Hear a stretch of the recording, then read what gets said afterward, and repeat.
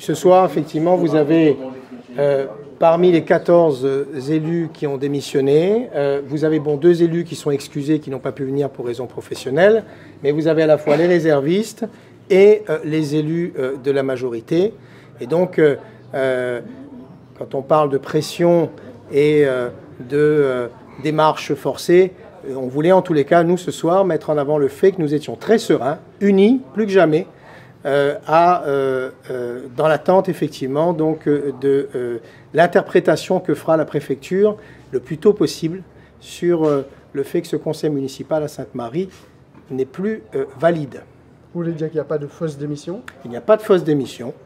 Aujourd'hui, vous avez des élus qui, de manière pleine et entière, nous ont rejoints, qui sont engagés, en tous les cas, dans une démarche très sereine qui consiste à faire en sorte que nous puissions rapidement remettre au cœur du sujet la question du projet politique que nous voulons porter demain, tous ensemble, en adéquation avec l'engagement qui avait été pris en 2020 et surtout en répondant au plus près aux attentes de cette population de Sainte-Marie qui en a grand besoin. Le maire a saisi le procureur de la République. Écoutez, le maire aujourd'hui peut saisir le président de la République s'il le souhaite. Aujourd'hui, vous avez des élus qui, encore une fois, ont démissionné de plein droit, qui auraient pu, eux, saisir le procureur s'ils avaient senti d'une quelconque façon qu'il y avait eu une pression. Il n'appartient pas au maire de saisir une quelconque juridiction au vu du contexte. En revanche, nous nous interrogeons, nous élus, aujourd'hui, sur le bien fondé d'un certain nombre d'actes administratifs. Je pense à des courriers de démission qui, bizarrement, ne sont pas arrivés en préfecture. Je pense à des élus qui démissionnent et qui, 2 jours après leur démission, font le quorum d'un conseil municipal. Tout ça nous laisse perplexes et donne le ton, en tous les cas, de l'état d'esprit dans lequel se trouve un maire qui, aujourd'hui, semble vouloir se raccrocher à toutes les branches. Il dit que parmi les démissionnaires, il y en a qui sont revenus sur leur démission. Écoutez, je pense que ces mêmes personnes qui sont revenues sur leur démission, eh bien déjà, il faudrait que ces personnes s'expriment et qu'ils puissent mettre en avant les raisons pour lesquelles ils sont revenus sur leur démission. Nous, aujourd'hui, nous avons porté ce projet, nous portons ce projet autour de cette démarche collective qui a été initiée vendredi dernier. Nous sommes sereins. Nous attendons, en tous les cas, la décision de la préfecture pour pouvoir prendre nos responsabilités pour les futures échéances électorales et nous espérons qu'elles arriveront le plus tôt possible. Pour faire tomber le conseil, c'est 13 élus. C'est 13 élus, il y a eu 14... Vous confirmez que vous êtes bien 13 élus? Il y a eu 14 démissions qui ont été déposées en préfecture vendredi dernier, c'est ce que je peux vous dire. Ouais. Aujourd'hui, tout le monde n'est pas physiquement présent. 14 démissions, tout le monde n'est pas physiquement présent, mais il y a en tous les cas une volonté collective qui a été quantifiée, puisque le préfet, en tous les cas, il n'en a pas pris acte, mais ça a bel et bien été ratifié, j'allais dire, en préfecture. Eh bien, ces 14 démissions, aujourd'hui, sont bien établies et n'ont pas lieu... Il semble qu'il y a une démission qui est revenue sur sa décision. Vous confirmez ou pas? Alors moi, j'ai pas eu vent de cette information. Moi, en tous les cas, nous aujourd'hui, depuis vendredi, en tous les cas, ce nombre n'a pas bougé. Moi, ce que je voudrais surtout, si vous voulez, c'est qu'à un moment donné, on puisse donner du bon sens à cette démarche. Aujourd'hui, 14 démissions, qu'il puisse y avoir un désistement ou deux. Vous savez, en politique, on sait très bien jusqu'au dernier moment qu'il peut y avoir des revirements de situation. Mais il y a un conseil municipal qui est mis à mal aujourd'hui, plus que jamais, et qui ne trouve plus du tout sa légitimité d'un point de vue purement arithmétique. C'est-à-dire que vous avez des élus, encore une fois, dans une majorité, au nombre de 14, qui ont clairement signifié leur défiance à l'égard, encore une fois, de cette gestion municipale. Et j'entends bien conforter, nous entendons bien conforter, encore une fois, cette dynamique pour pouvoir demain prendre nos responsabilités face à la population de Sainte-Marie et faire en sorte que nous puissions prendre toute notre part dans ce projet politique que nous souhaitons porter demain. Alors, dans le cas des futures élections partielles, serez-vous tête de liste ou ce sera votre papa?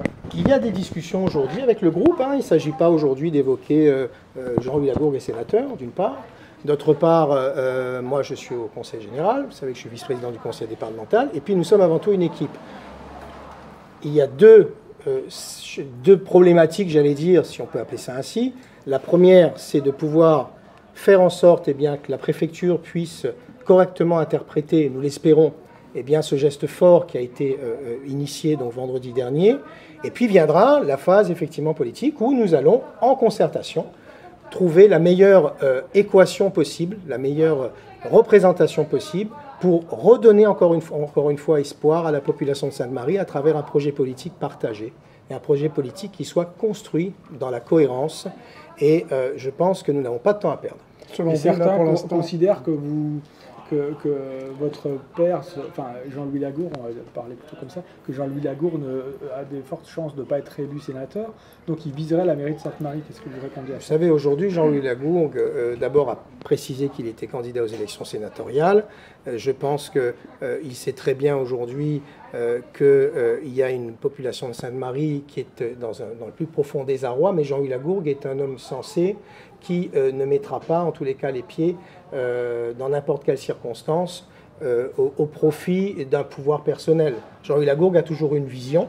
Cette vision, elle est partagée aujourd'hui, mais c'est un sénateur de la République qui n'a pas fini son mandat et qui, en aucun cas, à mon sens, se rêve d'être maire de Sainte-Marie. Ce qu'il rêve, à mon avis, et c'est ce que j'ai compris au travers des différents échanges qu'on a eus, c'est que nous puissions demain redonner de la visibilité à cette population de Sainte-Marie. Donc selon vous, pour l'instant, la balle est dans le camp de l'État, du préfet?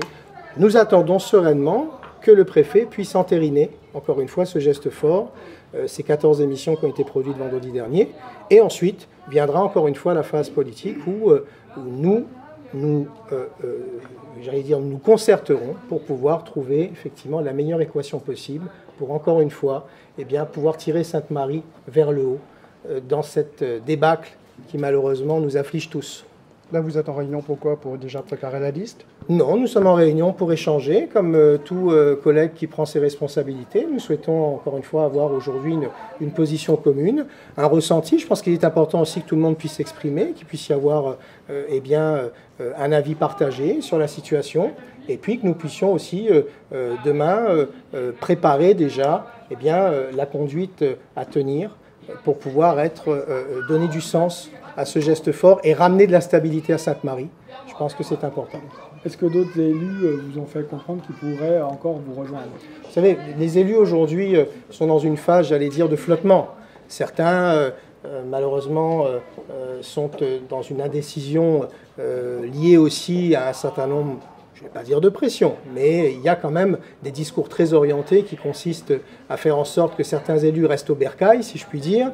Cependant, moi j'ai toujours travaillé avec tout le monde. Mes collègues aujourd'hui, avec qui j'ai longtemps travaillé, savent très bien qu'au-delà de la posture politique, il y a de toutes les façons un projet partagé. Ces élus, et j'en suis persuadé, à un moment donné, se retrouveront de toutes les façons dans cette dynamique que nous avons initiée, parce que nous avons tous un point commun ici, et les élus notamment de Sainte-Marie, je pense, le partagent. Nous aimons tous notre territoire, nous aimons tous notre population. Et nous voulons, encore une fois, que les lignes bougent à Sainte-Marie. Et pour ce faire, il faut repartir aux élections le plus rapidement possible pour pouvoir, encore une fois, redonner de la visibilité à cette population.